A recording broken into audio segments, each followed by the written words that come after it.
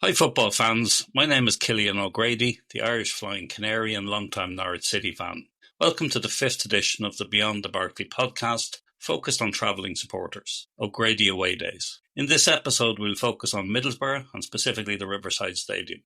For many Norwich fans who've been at any of the last few away matches, the football has certainly tried to get in the way of enjoying the various cities and towns we visited. With the news that Norwich are now in the market for a new head coach, hopefully fans will travel to Middlesbrough this week with a renewed enthusiasm. This podcast will hopefully give you an insight into getting to the Riverside and back home safely and experiencing what Teesside has to offer. Given that this is Boro's last home game of the season and that they still have a playoff spot in their line of sight, it should make for a great atmosphere. There are probably not too many fans going to fly to the match unless some of the other international Canaries or Boro fans are planning the trip. I'll be flying into Newcastle and then catching a train to Middlesbrough. I've enjoyed my visits to Boro greatly over the last few years and look forward to this one also. Of course, I'm no expert on Middlesbrough, so I'm delighted to be joined by two very special guests on the show who can no doubt give us a much better insight. I'm delighted to be joined by London resident but Middlesbrough native, the man behind the North East Canaries, regular contributor to the Where Canaries Walk podcast and Super Norwich fan Matty Sokol, and top Boro fan and host of the Boro Breakdown podcast Tom Green. You're both very welcome to the show. Cheers, thanks for having us. Cheers for having us. Maybe, Tom, you could start with you and tell us about your journey becoming a Middlesbrough fan. Yeah, I mean, I didn't have a choice. It's my dad's team, his dad's team. It's ran in the family. By about 2 or 3 years old, running around in the garden with my shirt over my head saying I was Ravanelli. Never saw Ravanelli play for Boro, but I knew Ravanelli was, played for us at the time, and I knew that was a celebration. Someone must have told me that was a celebration. I think one of my earliest memories is actually watching us beat Oxford. Okay. Well, I say watching us. We had it on in my grandma and granddad's house. I was out in the garden in my Mark Schwarzer goalkeeper top, throwing a ball around and trying to catch it in my tiny net at the time, and then kept running back in to see what the score was. But yeah, it's been since a very, very early age that I've supported Boro, and I think the first game I remember was like the JD Sports Cup or something in '98, and then kind of gone from there. Brilliant. And Matty, how did you not end up a Boro fan, but a Norwich fan instead? But like Tom says, I suppose it's my dad's fault. My first actual game was at Victoria Park to watch Hartlepool versus Scarborough. I was 3 years old, and I don't really remember a great deal of it. My first Norwich game wasn't far after that. Was to see us lose at Main Road, Man City's old ground. And yeah, when I was properly getting into football, sort of 5 or 6, or maybe a tiny bit older, my dad, a Norwich fan. He says he gave me the option. I don't really remember it, to be honest. You don't remember a great deal from that age, do you? But he said he would sort of swallow his pride and get me a Middlesbrough season ticket. And apparently I was having none of it. And, at 30-year-old now, I'm still travelling around the country and, I was going to say wasting my money, but spending my money on days out with yourself and the other regulars, Cillian. So, yeah, it would have been a lot easier to have supported Middlesbrough. I could have had a season ticket at a ground a few miles from where I grew up, but as it happens, I've made life a bit more difficult for myself. Tom, I've got a quick question. Obviously, I've played football with you a few times. Was it Mark Schwarzer that was the influence behind you wanting to be a goalkeeper? Yeah, probably. Definitely my favourite goalkeeper for Boro, although we've had a few good ones since then. Shea Given on loan. I still remember his loan spell, even though it was about 8 to 10 games long. But yeah, probably Mark Schwarzer is the one I remember for like nearly 10 years, if not around that. Is he any good in goal, man? Tom? Tom, yeah. Do you know what? I've played with Tom 5-a-side, 7-a-side, 11. I've played a couple of different games. You don't fancy a kick about in the Riverside then on Saturday, Dom, do you? I tell you what, the way that we've been playing, I think I'd rather have Tom in goal or George Long, and I'd fancy myself getting a start in the 11 the way Norwich have been playing, but I think we'll leave that there, I reckon. Indeed. So talk about getting to the game then. I mean, what's your journey like, Matty, for a game like this? In this particular instance, obviously you mentioned I live in London now, but I do still have a place up there, so I'm going back home. I'll be seeing the family and seeing folks and whatnot, but in terms of the actual day itself, it'll definitely involve a trip to to the pub around about lunchtime. I know we're meeting up and having a bit of a drink and hopefully some food at the chairman beforehand, which would be really nice. And it's a quick Uber in for me, or a train. I live not too far from Martin train stations. It's 6 and 2 3s really. It's not too far in. It's 5 or 10 minutes either way. Every method of transport, and then once you're in the town, it's it's not huge. It's not a huge town, is it? So it's not too far to walk from either the train station or from wherever you get dropped off. So, yeah, fairly simple for me, to be honest. Unlike, your Oxfords away where the ground's miles and miles away from the pubs and stuff, this one's not too bad. What about you, Tom? How will you get there? It sounds like a lot less travelling than Matty's journey. I'll be setting off from my house in Hartlepool, heading over to the ground, probably park at the ground, and then I'll be meeting my family in the concourse. We do kind of have a tradition where we've got the same spot in the concourse, and we've had it for ages. And we will go and get our pints because we're on a tier of season ticket because we renewed in a certain year. We get a free pint with our season ticket. Wow. So we go in, we get our pints, we stand in our spot, and just kind of wait to go up to the stands. I suppose sometimes it can be as early as like 2:30 going up to warm-ups. Other times it's just before kick-off. You mentioned parking there. For Norwich fans or anybody travelling who's driving, where typically should they park? So where I would recommend is the car park at Middlesbrough College. It's not too far away from the ground. It's £4, I believe. The advantage there is it's a closed-off car park. There's people watching the car park. I used to park in the car park near the Transporter Bridge where you can pay on like Ringo and stuff like that. I have heard a couple of bad things about it in the last couple of seasons where people's cars have been kind of smashed up in some cases when they've left them in that car park, so I stopped parking there. Other car parks I would recommend are kind of like the shopping centre ones, so the likes of like the Cleveland Centre. Again, you pay for them, but you know your car's secure. Matty, anything to add to that, or would you concur with that? No, definitely concur. The Middlesbrough College one's a good shout. Another place that Tom and I have played football over the years. But in terms of it being near to the ground, it really isn't too bad. You've got like a 5-10 minute max walk, depending on how fast or how slow you walk. And it's not too difficult to get onto main transport links like the A19 and the A66. So it's pretty good location in terms of, a walk to and from the ground, and it being safe, as Tom says, which I appreciate is a big issue. There's been a few hairy occasions on away days. I know Birmingham's quite bad for people parking cars and getting them smashed up, and I've never seen any or heard of any bother at Middlesbrough, and it's, when you've got the added bonus of it being secure, like Tom says, then that's a green light for me. That's great, Chet. And you also both mentioned having a pint. Is there any... Let's start with away pubs. Is there any pubs I should recommend for away fans to go to? What was that one on the corner near the cinema? Is that closed now? Doc Brown's you're thinking of? Is that because I was thinking the same thing. I also couldn't remember if that was closed now. I know that was quite welcoming to away fans in recent years. If it is closed, it's a shame. On that, yeah, I'd always be kind of quite selective about where I would drink around Boro as an away fan, because I know there are certain pubs like Navigation or the Pig Iron and stuff where you probably want to avoid because they are like home pubs. Yeah. If I was back up at home a few weeks ago, and for the first time I saw, is it Stack? Is that what it's called?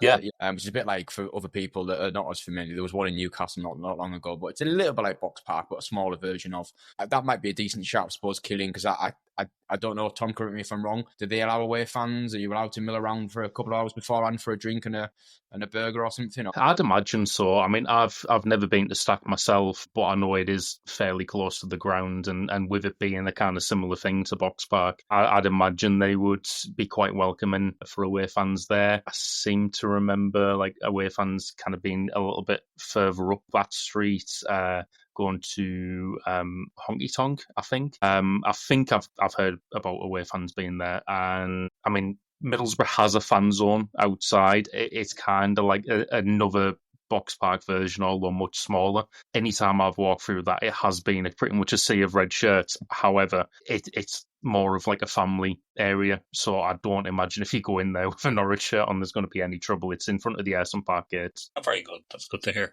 And what about for home fans? Where do they normally congregate and go to? Home fans, like I mentioned, Ian, the navigation, the fan zone that's outside, like I say, is usually full of home fans. I suppose it just depends where in Middlesbrough or Teesside you're coming from, but I would say kind of anywhere close to the ground. What's the one called? Hit the Bar. I think is usually full of home fans as well. So not a lot of places I would go and frequently go before a match, but yeah, I would say the closer you get to the ground, the more likely it's going to be that it'll be a home pub. And what about then food? If you're hungry, where would you recommend around Middlesbrough? And what would you Depends recommend? Is that a stupid question? It depends what you're looking for, because if you're looking in terms of just your kind of standard football food and the vans around the ground, there is a van closest to the club car park. I believe it's outside the East Stand. Honestly, unreal as a van. I had chicken curry and chips from there last week. Absolutely amazing. Could not recommend it enough. Previously, I've had meat, chips and gravy from there, which is like beef or pork with chips, gravy, stuffing. £6.50 or £7. Depending on what the price is, like fantastic value. Honestly, both those things are from the same van. Look out for the big queue. I'd say it's like an underrated gem, you know. We've spoken about it on our podcast a few times because it was actually Johnny and Dana that got me into going there. But yeah, they're kind of really big fans of that, and it's grown on me as well. But yeah, in terms of food, kind of more central Middlesbrough. I mean, for any Norwich fan coming up wanting to try the local delicacy, Manjaro's is right there if you want to go and get a chicken parmo. I'm sure anywhere else will do a chicken parmo as well, but Manjaro's is the recommended one, I would say. Probably not, isn't there? I don't know what Central Park's parmo is like these days. Do O'Connell's allow fans in? Because I know that parmo is quite highly rated as well. O'Connell's, yeah. So I'm unsure about like Bedford Street and Baker Street in terms of are they going to be home friendly or allowing away fans, but I feel like the type of place those two streets are, and Matty, you might know this as well, I don't feel like the type of place that you would have any trouble. It's just kind of very kind of like hipster bars, isn't it? So each fan really shouldn't go home without trying a parmo. In fairness, no, I dare say it's something that you should try, I guess, once in your life. And if you like it. I guess. You know, I was actually watching a Plymouth fans YouTube video last week from their trip up. They were setting off at like 2:30 in the morning, and then they had a whole section at the start of the podcast going, "We're at Manjaro's, we're going to try a parmesan." Like, yeah, you kind of have to if you come to Boro, I think. Yeah. Do you remember seeing the Bristol City Twitter admin a couple of years ago asking everyone, should we get hot shots, should we get... And it kind of... And obviously they were at Manjaro's there, and that got loads of traction online. I think, as Tom mentions, Manjaro's is quite a well-known establishment for quality parmos. A treasure hunt with a stop in Manjaro. And just then about the Riverside Stadium itself and the atmosphere pre-match, what's it like around there? It depends on the importance of the game, I think. And going into the game on Saturday, I feel like it's a little bit split after our results yesterday. Red Faction, who occupy the South Stand, they might have some sort of display on. I think, if I'm remembering right, I have seen something being circulated saying it's like a retro shirt day.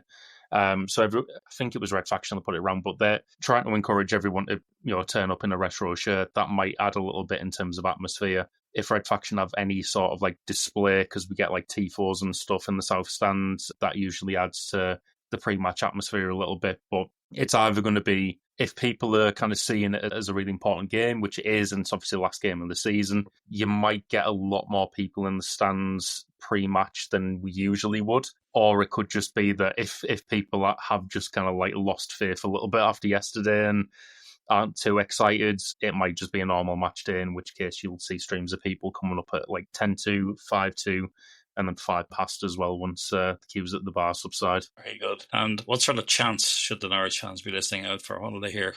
We haven't got too many memorable ones this year. Red Faction have their own songbook. The Norwich fans will be kind of closest to Red Faction, so you might be kind of serenaded with everything from that songbook at the moment. But it's one of those things where like they have their own chants and they try and start them, but I don't feel like they circulate too much around the stadium. What I will say as well, they've got a drummer, so you'll have to put up with like a constant drum beat throughout the match as well. But yeah, I think in terms of chants around the stadium, we haven't got too many catchy ones this year, whereas in previous years we've had like All Wilder Said and some Michael Carrick one. I mean, that only really lasted until we sold Tuba Rakpom, but yeah, I think when the fans get going, it's just going to be like a Come On Boro or something. Like I said, there's not too many original catchy songs this year, unfortunately. What, Matty, do you think the Boro fans might hear from the Norwich fans? Well, I mean, who knows now? With that news of the sacking of Hoftorp, there was a couple that were Hoftorp specific, weren't there? And it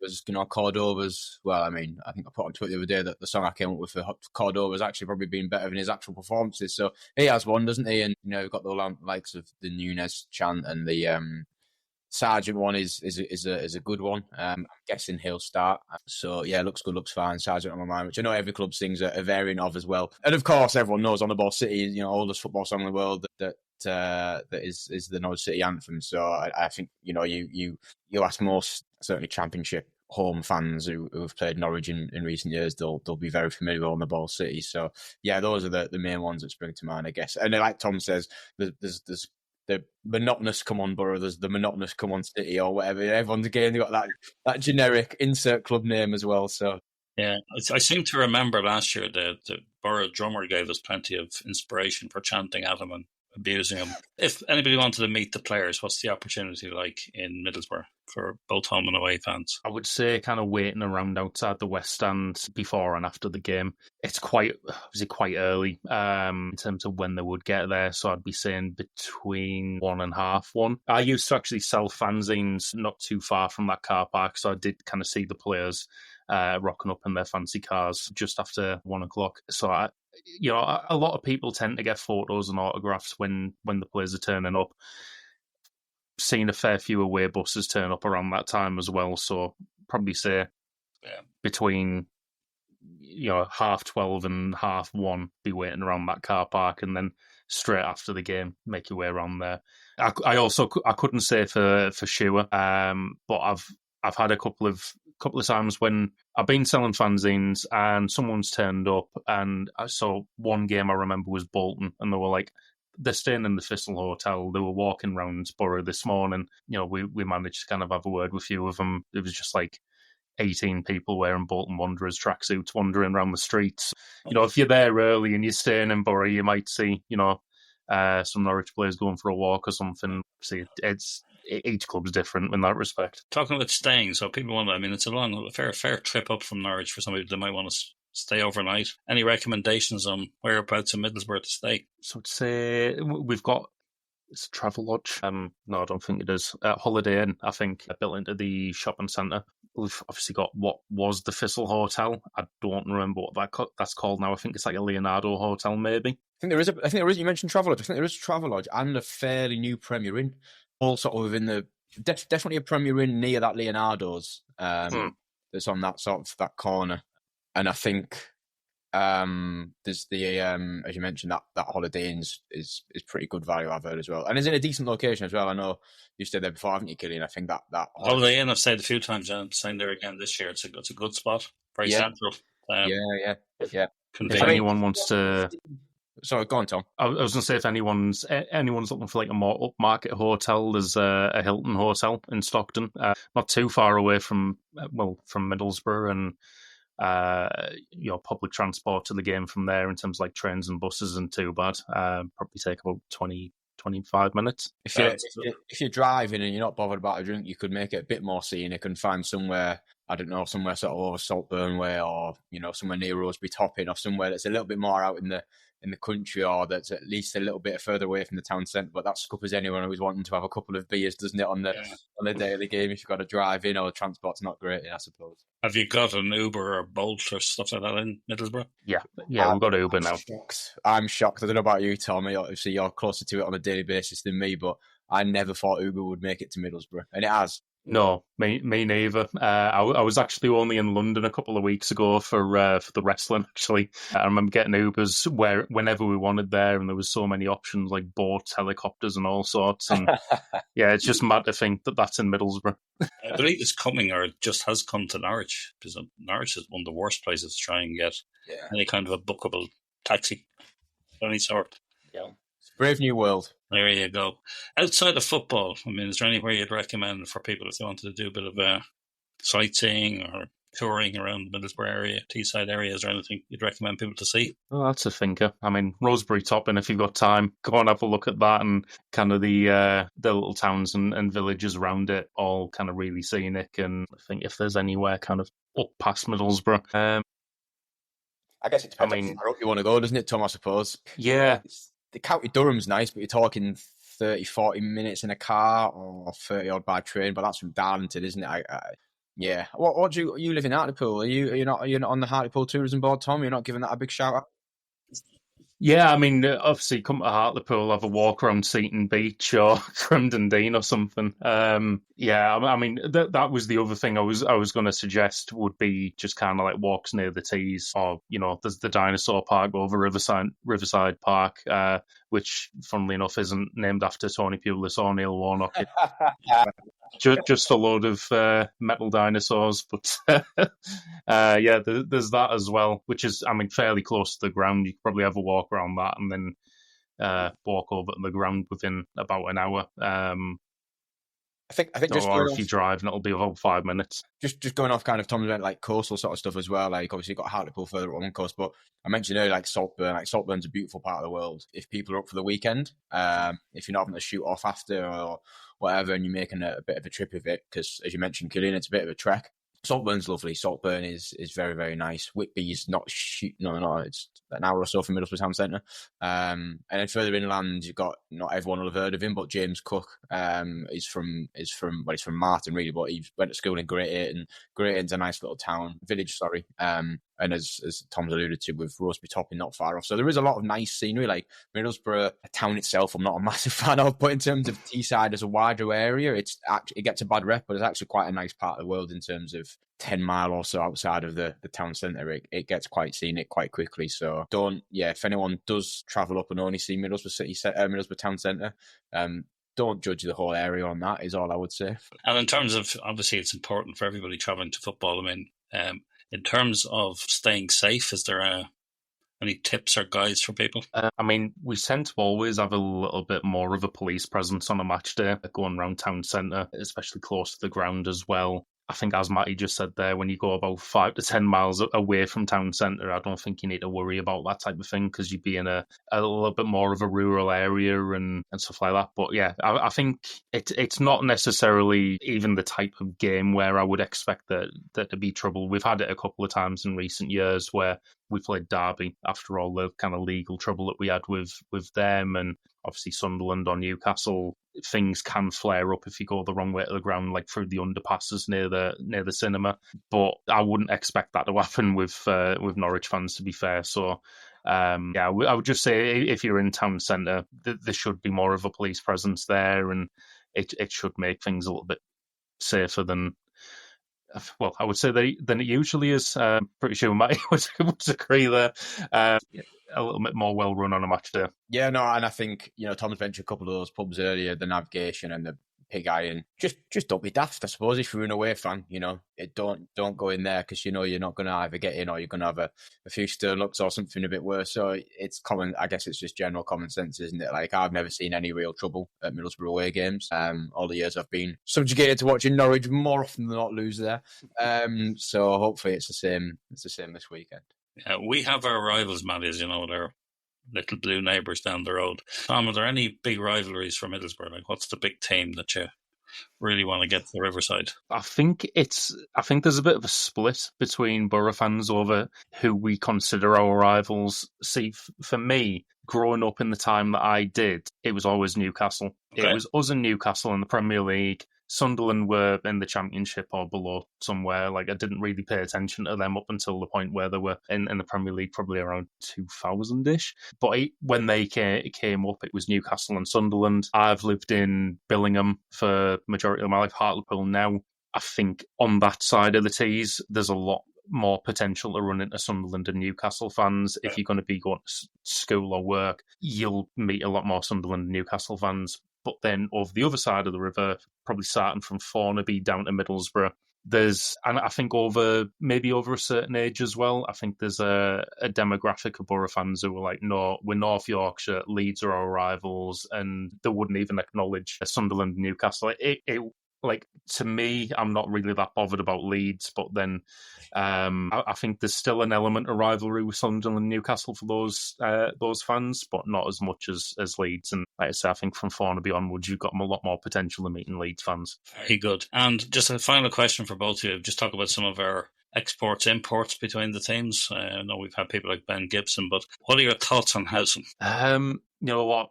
Great player, great servant of the game. He just celebrated 750 appearances at the weekend. He got kind of presented this commemorative plaque after the Plymouth game by Steve Gibson and Michael Carrick. There's a picture on the Boro socials. It's got like his the programme from his first ever game and the programme from that game, and a shirt with 750 on the back. I think when he signed for Boro, and might laugh at this as well because we were working together at the time, and you could see the type of reaction Howson was getting, firsthand in the office by some people. I think there was a certain amount of Boro fans who had seen him score a couple of screamers for Norwich and expected him to do that every week, and then kind of really soured on him in that first season. But he's played for us for ages now.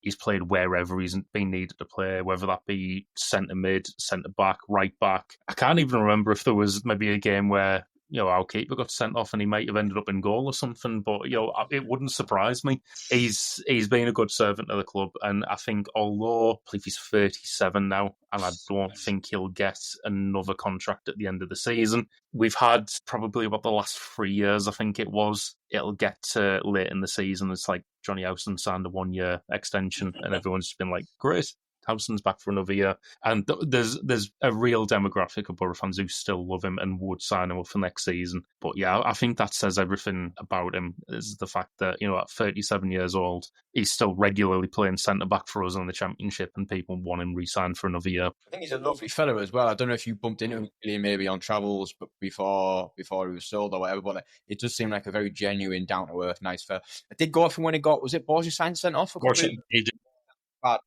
I went right off him, but I've forgiven him. And listen, we had some great years with him. He's a fantastic player. Went a bit underrated, I think, when we first got him, and then people really started to appreciate him. And like you said, Tom, people in the office when we were working together, people were a bit underwhelmed over the first 6 or 9 months or so, and then they realised actually he's absolute football gold. So yeah, he seems a nice fella. He's a good pro. He's been a very good pro wherever he's been, and it's nice to see good people like that have a real longevity in the game. So yeah, definitely the best in terms of the combination or sort of the cross-contamination of players that have played for both. Definitely the pick of them for me, Aaron. Cheers. Listen, lads, thanks both for your insights. I'm sure many fans will get a lot of benefit from it and enjoy the game on Saturday. Cheers. Will do.